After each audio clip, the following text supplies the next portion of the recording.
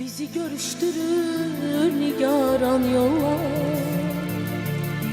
yollar ürek kimi boşalar dolar. Allah'ın işini ne bilmək olar. Belki bu tesadüf məhəbbət oldu. Yaranan ülfəti sən kəsmə hələ. Tale qismətindən sən küsmə hələ. Əlvida deməyə tələsmə hələ.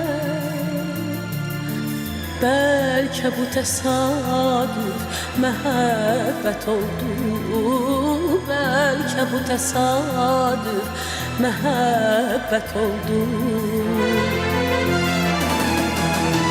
Bəlkə Tanrı payı könül uzunsa,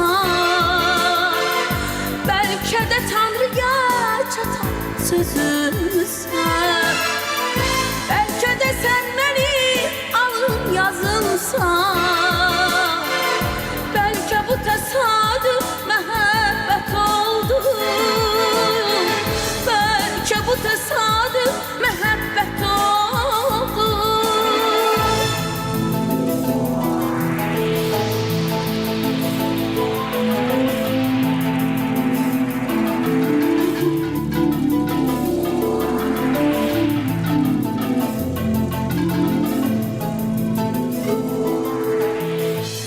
Ürəyim az qalır sinəmdən uçar.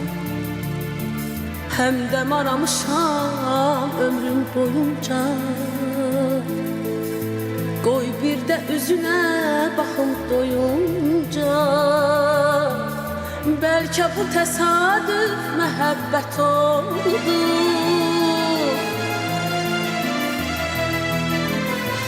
Ötər tanışlıq bir adət deyil. Elə hər sevgidə səadət deyil. Bilirəm hər görüş məhəbbət deyil. Bəlkə bu təsadüf məhəbbət oldu. Bəlkə bu təsadüf məhəbbət oldu. Bəlkə Tanrı payı könül uzunsa, bəlkə də Tanrıya çatan sözünsən. Bəlkə də sən mənim al yazınsan. Bəlkə bu təsadüf məhəbbət oldu. Bəlkə bu təsadüf məhəbbət oldu.